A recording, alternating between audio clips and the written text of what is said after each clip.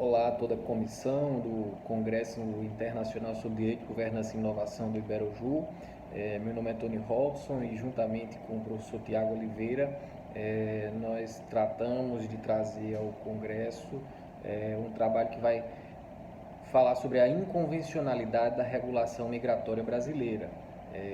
à medida em que nós fizemos um recorte considerável na portaria 666, através da portaria 666 do Ministério da Justiça, que foi mais uma regulamentação à lei migratória brasileira.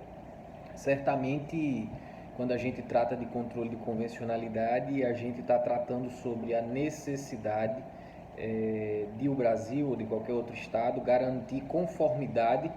da sua legislação, do seu ordenamento interno aos compromissos assumidos internacionalmente. É óbvio que à medida que o Brasil, por exemplo, incorpora a declaração, a Convenção Americana de Direitos Humanos, por exemplo, o Pacto de San José, através do decreto 678 de 1998, ele tem a obrigação, o Brasil passa a ter dever de cumprir, né, o que está estabelecido naquela convenção. Então, o Estado que é signatário de um determinado compromisso, ele tem um dever, tem uma obrigação de incorporar aquela regra, de incorporar aquele tratado ao seu ordenamento e a partir daí de fazer com que o seu ordenamento interno passe a ter a conformidade com o compromisso, com o tratado assumido internacionalmente. E isso é o que se dá o nome de controle de convencionalidade, um instrumento reconhecido pela Corte Interamericana de Direitos Humanos. E, obviamente, o Brasil,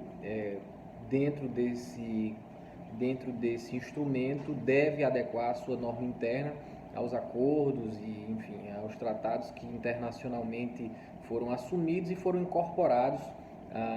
ao ordenamento jurídico pátrio, certo? Então, a gente fala dessa convencionalidade, desse dever do Estado, de fato, adequar a sua norma interna ao que foi incorporado ao seu ordenamento através de um tratado. E nós sabemos que aqui no Brasil, por exemplo, quando a gente fala de tratados que versam sobre direitos humanos, pelo menos eles terão o peso de norma supralegal, ou seja, acima da lei, e isso faz com que toda norma não constitucional precise estar completamente adequada àquele novo instrumento trazido e incorporado ao direito interno. Obviamente a gente também sabe que o STF reconheceu a condição de tratados que são incorporados com posição hierárquica constitucional, aqueles que passam por uma votação bicameral, a exemplo de emendas constitucionais. Esses tratados são incorporados com peso constitucional de fato. Então, a partir do momento que você tem um dever, você assume esse compromisso, passa a ter um dever de dar conformidade ao seu ordenamento interno. Em não o fazendo, o país, o Estado, pode ser responsabilizado internacionalmente. É o que já aconteceu com o Brasil e o que acontece em muitos casos, por exemplo, na Corte Interamericana de Direitos Humanos, onde os Estados são compelidos, através de decisões da Corte, a adequarem o seu ordenamento, adequarem suas decisões, adequarem o seu entendimento jurídico àquilo que está incorporado através da Convenção Americana de Direitos Humanos. Estou falando do exemplo regional, mas isso também é válido para direito internacional onusiano, se é que assim eu posso falar, à medida em que nós incorporamos alguns pactos, enfim, tratados ao nosso direito interno, nós temos o dever de dar conformidade à norma interna, a todo o normativo e às decisões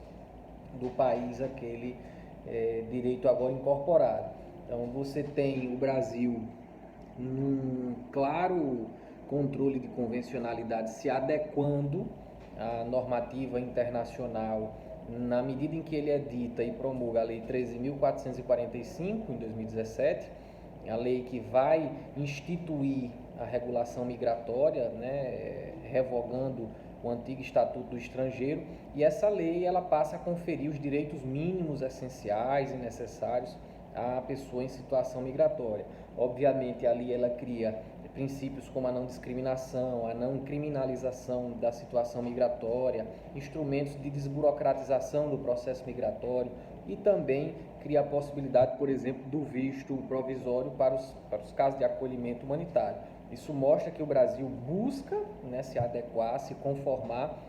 aos normativos internacionais, visando as garantias mínimas, as liberdades individuais mínimas necessárias a toda pessoa humana de maneira reconhecida internacionalmente. E aqui a gente não está discutindo, obviamente, a soberana competência que o Estado tem de regular quem entra ou não no seu Estado, no seu território, mas sim de basear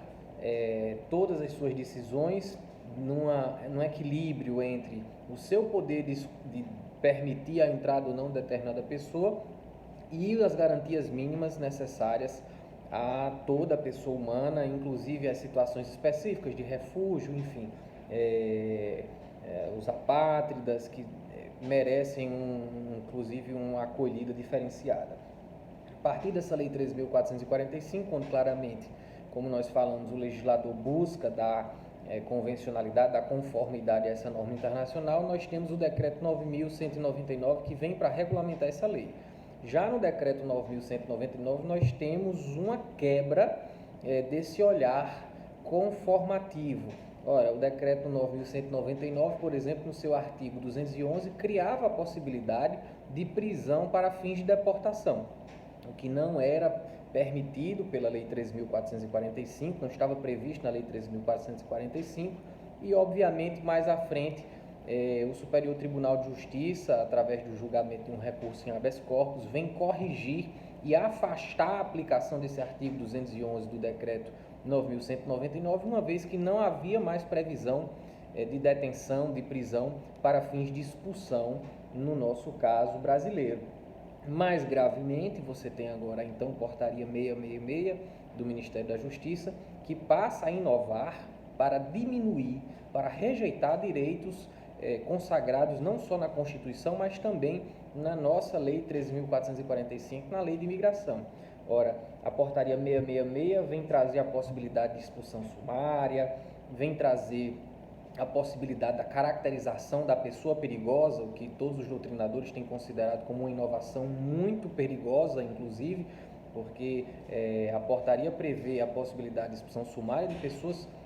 consideradas perigosas, inclusive por suspeita de participação em determinados fatos ou por ter praticado determinados atos, desrespeitando completamente, inclusive, o princípio da inocência, o princípio do devido processo legal. Então, nós temos uma lei 13.445 que busca da adequação da norma brasileira ao direito internacional, ao direito que foi incorporado